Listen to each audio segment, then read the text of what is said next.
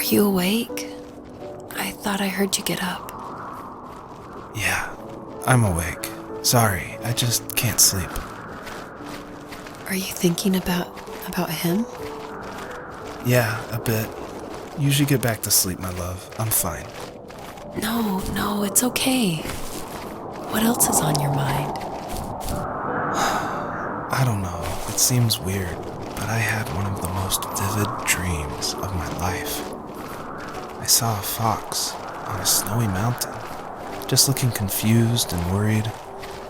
Those eyes. I can't get those eyes out of my head. She was running in the windy snow, looking for something. Do you think it has to do with you and what's been going on? I don't know. It was just a dream, Rachel. They're not meant to make sense. A lot's happened the past couple days, that's all. Well, if you're not going to sleep anyway, you should tell me. I want to hear. All right. So, not far from her home, she followed that path to something unexpected. She couldn't stay, though. She had to find her other 2 children. So she took that path. She followed it towards something ancient. Something with answers.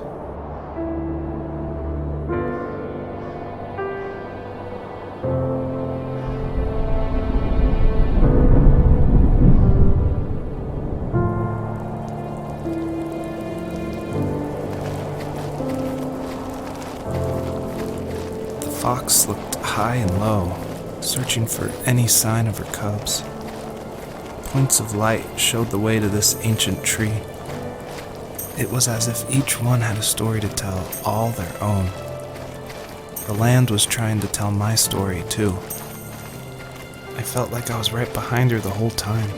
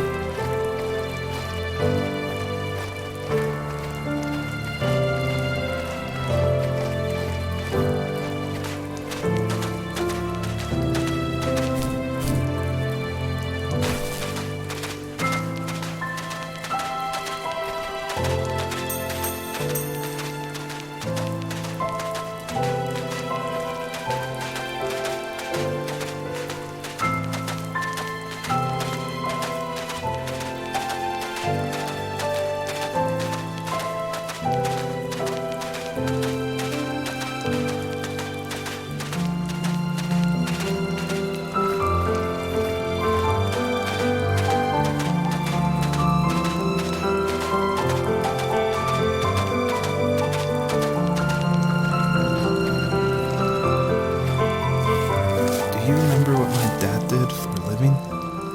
Wasn't he like a lumberjack? That's one way of putting it. If wood was a canvas, then a carving knife was his paintbrush. Even after working a 50-hour week, even after his hands were more splinters than skin, he would bring home the nicest piece of Alaskan weeping cedar and make me toys. That wooden train was the first toy I can remember, and I loved it. I just knew from a young age I was going to be a lumberjack, like my father.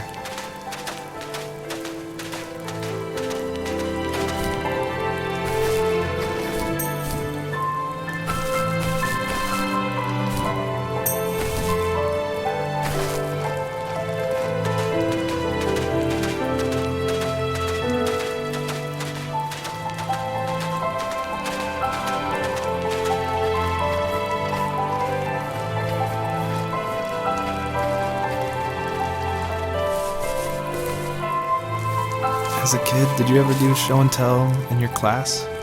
Yeah, I think I only did it once, when I was in the 4th grade. You know how my life was around then. I wanted to show my class what helped pass the time and distracted me, so I brought a dozen paper cranes I had made. I think I told everyone how badly I wanted to be a bird and fly, embarrassingly enough. Don't be embarrassed. Every kid wants to fly. For me, it was another toy from my dad, a wooden boat. I remember guarding it so carefully in my hands as I walked into class. When I sat down, a group of boys immediately made fun of it. They asked which trash can I found it in, or why an ugly log was my favorite toy. When I got up, I didn't even want to tell them my dad had carved it. I said it was a joke gift my friends had given me. Kids can be so cruel. Some of them are. I shouldn't have let them get to me, but it did. It's amazing we bounced back at all.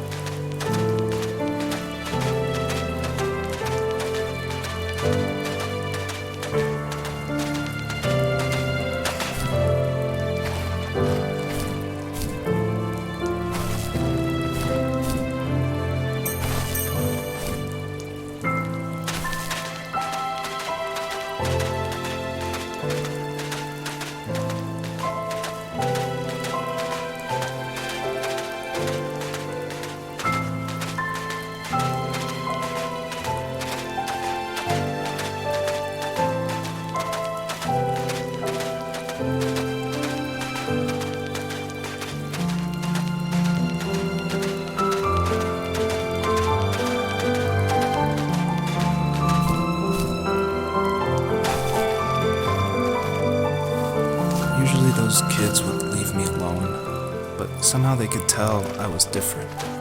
They made fun of how far away I lived. They called my dad a sourdough. I was a blabbermouth as a kid, telling my dad stories I made up for hours. But after that show and tell, I didn't tell him much anymore. He didn't know exactly what was wrong, but his best guess was that the toys he carved weren't cool enough. He carved me a tank and tried to tell me what it was like to be in a real tank as a serviceman. I didn't know your dad was in the military. Yeah, in the army. The sad thing is that I'd pretty much forgotten until just now. There's so much I still don't know about him. I'm sorry. He knows how much you love him. You're going to see him again soon and have some closure, I'm sure.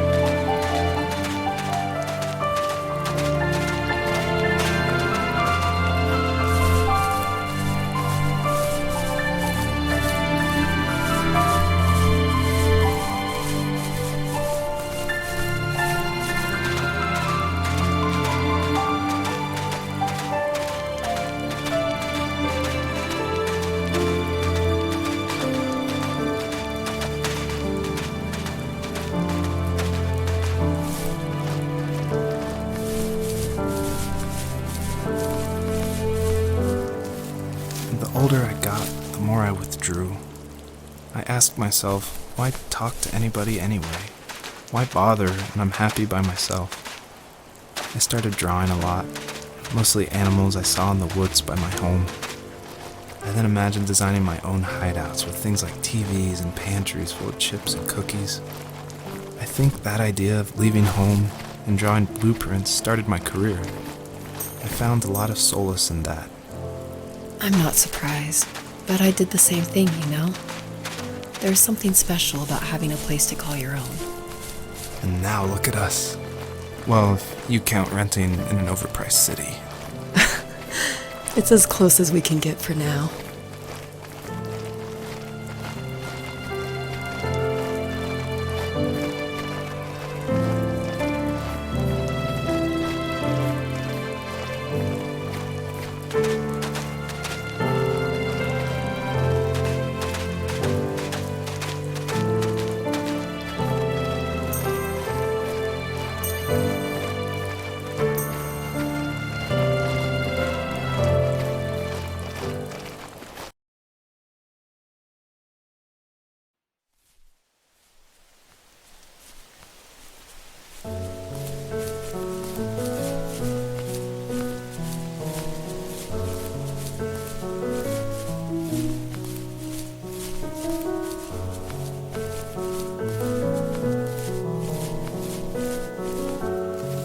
My teenage years were full of sketching, angst, and trouble.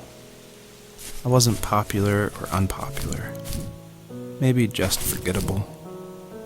I guess that gave me a sense of freedom, so I hung out with crazy kids, doing crazy things, even though I mostly just watched the chaos ensue. We did it all. Put fireworks in mailboxes, hide roadkill in people's garages, break windows of the barber shop in Anchorage. My dad was furious, but he was so busy working he couldn't do much to stop me from going out. I think being an adult means there's no one to stop you making hard decisions. He had to make a living, and he couldn't be in two places at once. Yeah, I realize that now. But at the time, I was sure he was more interested in growing his business than what was going on with me. He was working another late night, and my friends were over, saying how bored they were and how they had come all the way out to my house for nothing. One of them mentioned how that old, ugly beyond belief truck was still in the garage, and how we should take it for a spin. I was only 15, so I kind of fought it for a while. The next thing I knew, we were careening around the mountain path, rocks spitting onto the sides of the cliff, while my dad's cringeworthy bluegrass blared out the speakers. I drove while my friends were in the back of that yellow and purple truck, throwing beer bottles and trash at anything remotely interesting. Felt like I was soaring in the air with borrowed wings. But all good things have endings. A cop outside of Eagle River pulled us over after he saw us in a bottle rocket into someone's yard. What followed was a long night of talking to disappointed adults and feeling smaller than ever.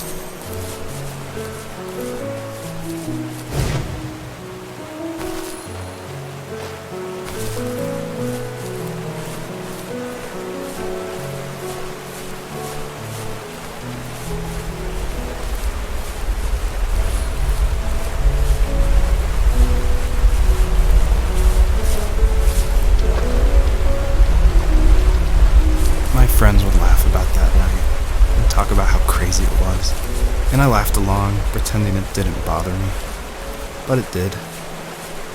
I imagined my friends growing old in the bush, unable to find that thrill in those godforsaken ice fields.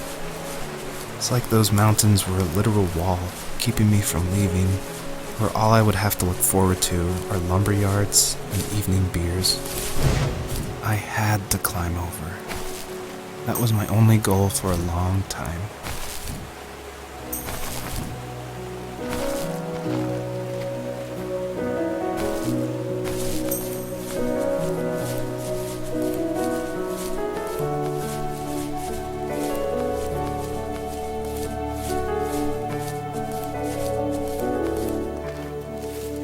If there was some way I could take my love of drawing and turn it into a way of escape, nothing would make me happier.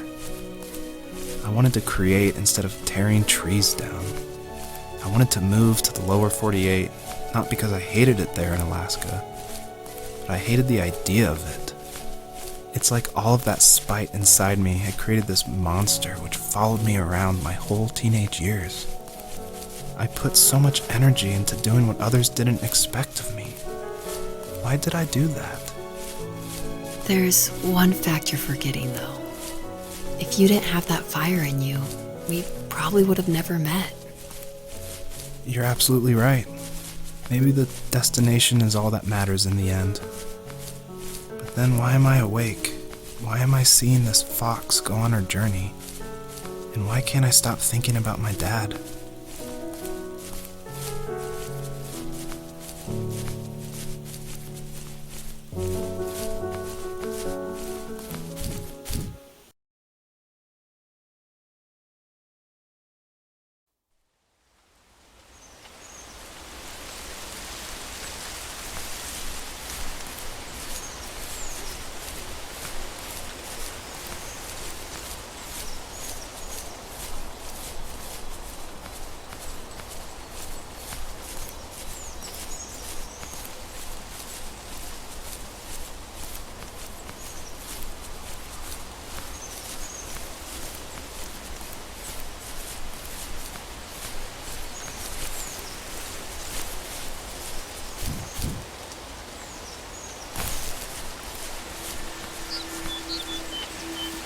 Even at my most distant, at the times when I detested him the most, he kept reaching out. For a year straight, he asked me every week when we were going camping. I thought he was just dense. Eventually, to shut him up, I agreed. We carried out the worn lawn chairs from the garage and set up a cinder block campfire at the site we had always used behind the house. We walked down the mountain path, talking in the warm sunshine we only got a couple months of the year. Those 3 obsidian rocks shimmered alongside the shore, almost like sparklers pressed against a dark window. I'll never forget that wet stone on my feet, or how those massive mountains looked even bigger in the lake's reflection. I felt small, but grateful. As the sun set, my dad found something I hadn't seen for a long time. The tree where I'd made my first carving when I was 6. I hadn't even carved it. My dad had helped me, but I still called it my tree. Something about seeing my name there made me open up, and we talked about everything that night in that old camouflage tent. I told him how much I loved sketching and design, and how it would be a dream to study architecture in Seattle. I told him how I didn't get along with my friends much anymore, but that I didn't mind being alone. He told me he was there for me, and he joked that if all he had to do was write my name on a tree to finally get me to talk, he would have left me carved logs with novels on them in front of my room every morning. I don't know why it took me that long to realize it, but it was then I knew how much he had sacrificed for me. On our property, there were old abandoned pieces of a shed and car long left unused. I used to ask him all the time who those people were that left all this junk, and I'm sure he got so tired of hearing it that he made up some elaborate stories how a brown bear ate them and haunted the woods afterwards. What's funny is I think it made those people seem more real. growing up thinking they were still hanging out like they couldn't say goodbye. I used to tell my friends how I could swear I saw spirits move near the water, and that always freaked them out. I guess it didn't bother me, because the way I saw it, they were normal people with old cars and sheds, just trying to figure out how to survive and be happy in the middle of nowhere. It was a cool thought that they didn't want to leave, but I was a weird kid. Well, you had good company since those ghosts liked living in a place where they were brutally devoured.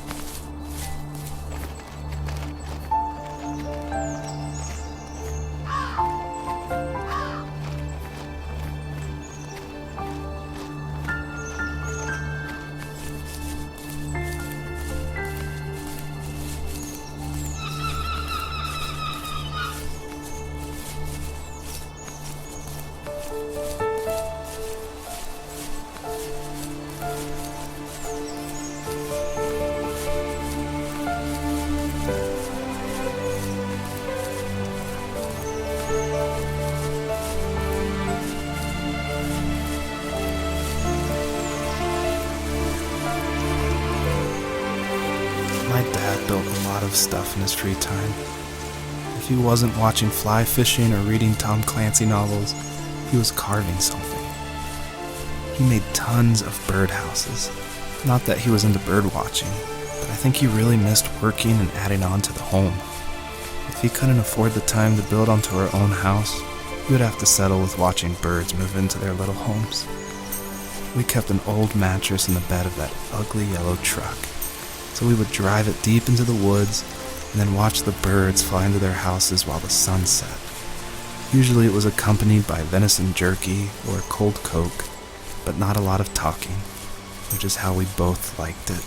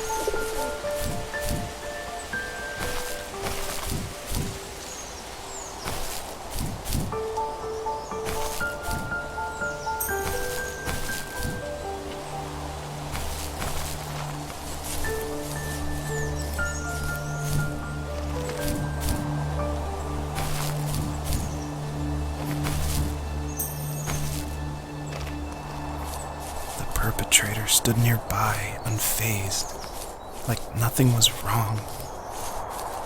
My dad is dead, and he's never coming back, Rachel. I can tell you these stories, but I can never reminisce with him again. He can never hold a grandchild that we'll probably never be able to have. I can never talk to him again, and I'll never be able to say I'm sorry for everything.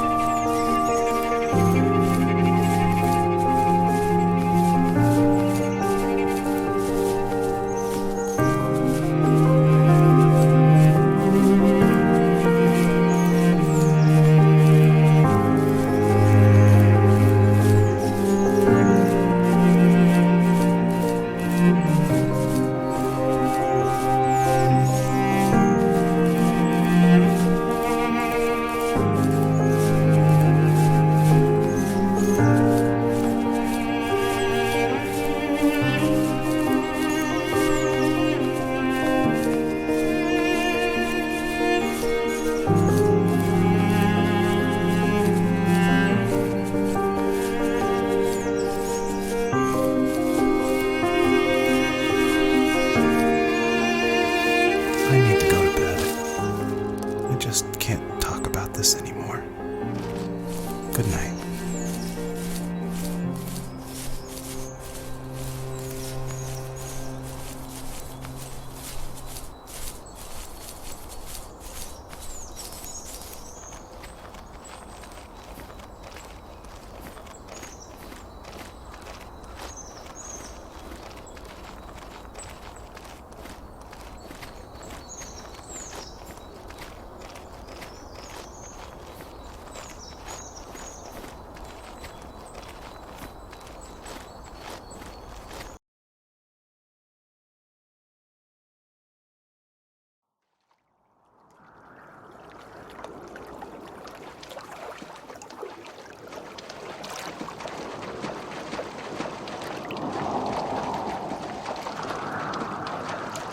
Joseph, you can't go to sleep feeling like this.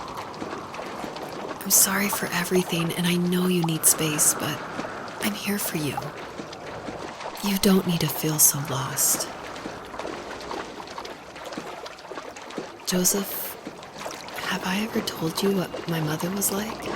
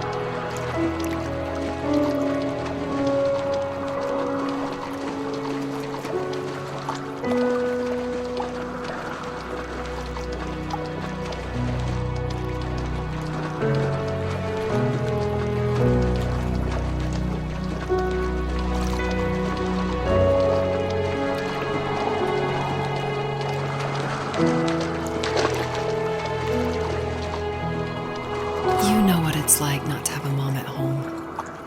And you know how hard that made my childhood. What helped me was watching the birds in the morning before the school bus came. I thought that my mother was one of those birds, and it made me want to be free like her. My mom taught me how to fold origami cranes while she was in the hospital. So I told myself I would fold one every day until I could fly myself. I think we both have always loved animals, and for me that love started with a dog. Sometimes this Rottweiler would come up to our property line and wait at the fence for me, but only once in a while. I was sure to check every day immediately after school, and it usually ended in disappointment.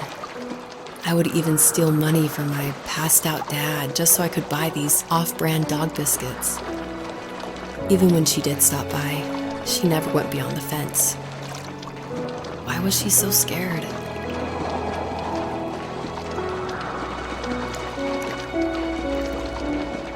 I think my dad was the opposite of your dad in almost every way, except he was in the military as well.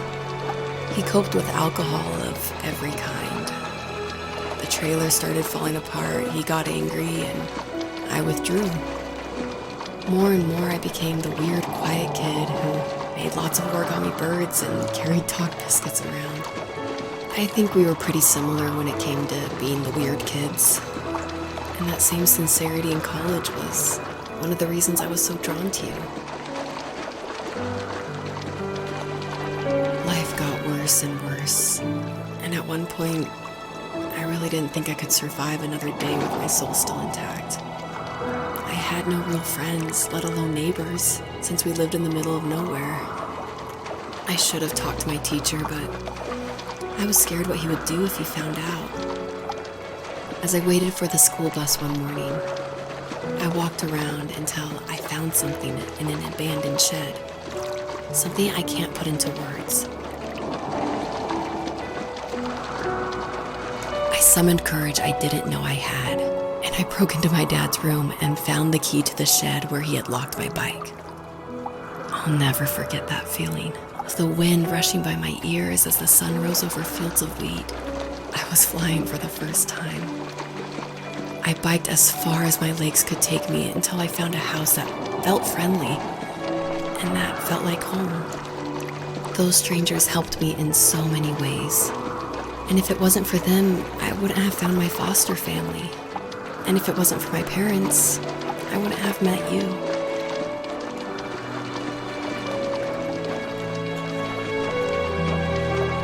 You have strength, Joseph, and you're not as alone as you think. It's all just so pointless, just waiting for life to happen.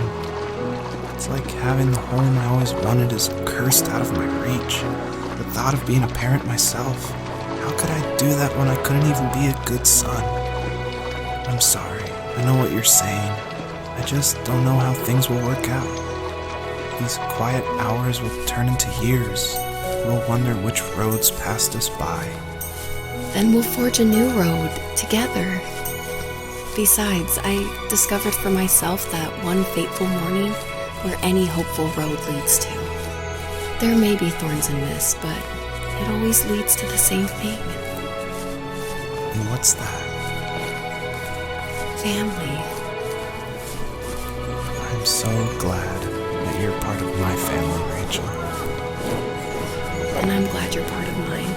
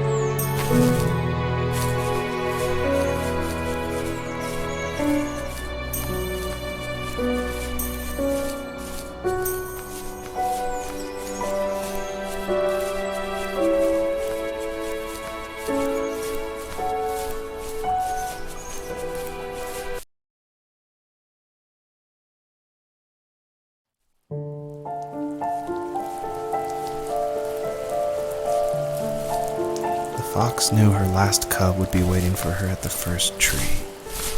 She was almost there. The rain cascaded onto the jade valley where the entrance to the tree was. Life was protected there, because that's where life began. It was now only a mother and a daughter left. Items from my life still dotted the ground as she moved closer to her destination and destiny.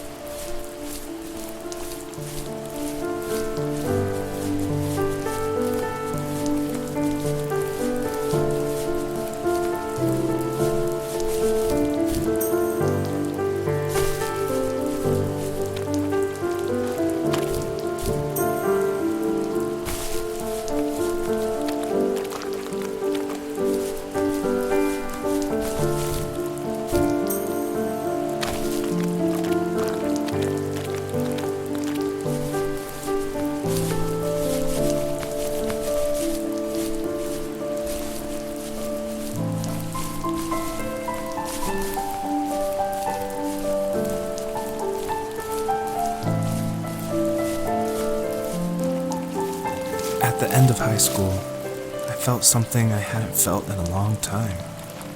Drive. I looked into the best architecture schools on the West Coast and got a dose of reality when looking at other students' portfolios and the high cost of tuition. I still wanted to be something, to be the next Alvaro Siza, and to make those thousands of sketches worth something in my grand history. But now even an internship sounds impossible. Siza helped me understand how essential emotion is in architecture, and he also said light is the real composer of space. I like to think these glints of light, like not finding a job or even a strange dream about a fox, are something I should be thankful for, even if the illuminated space is something I'm less than comfortable with.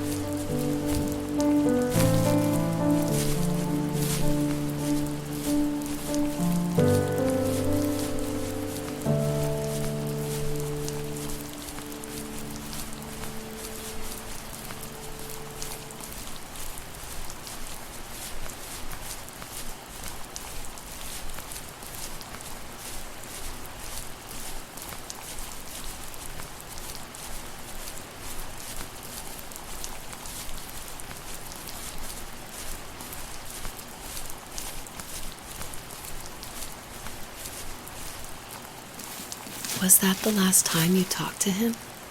No, I called on holidays, and he would call on my birthday. I guess we acted like nothing ever happened, which was stupid. Didn't want to ask about his lumberyard, and I'm sure he didn't want to ask about my job search. I never went back and visited. I think the last conversation we had was about what movies we had seen and what exactly a best boy is in the credits. I thought he would be here so much longer.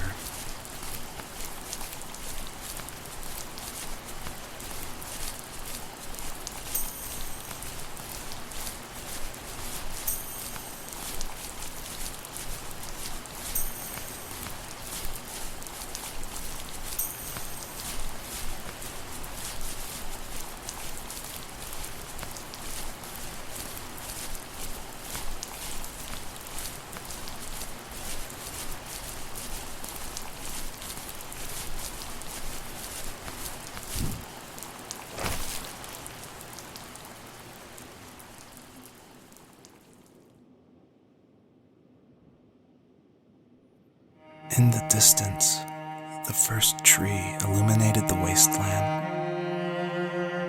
She couldn't go home anymore. She did the only thing she was capable of: moving forward. My dad died alone in the middle of the wilderness. I should have been talking to him more. I should have done a lot of things differently.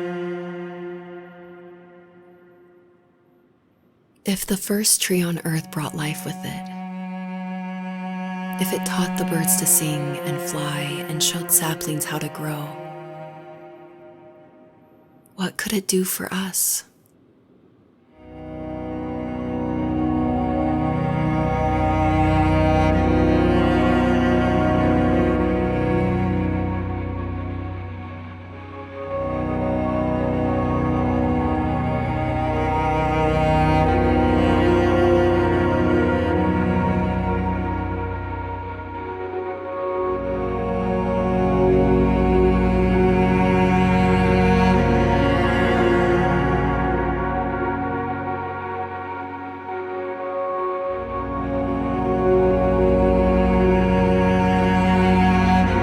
There was a letter I received yesterday from a name I didn't recognize, with a quote I can't stop thinking about. Death is not the opposite of life, but a part of it. More and more, I'm realizing one important truth. Each of us have our own journey to the first tree. But sometimes I'm not sure I'm ready to take that first step. You already have my love.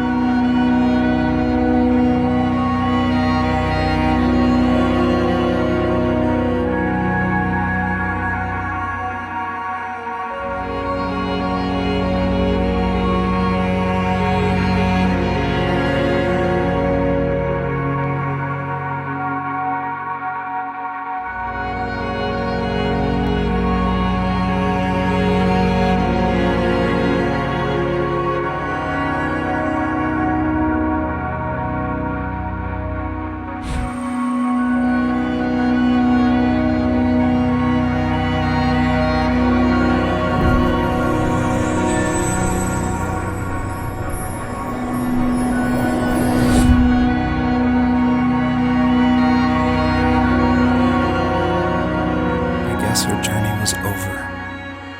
But I have no idea. It was only a dream.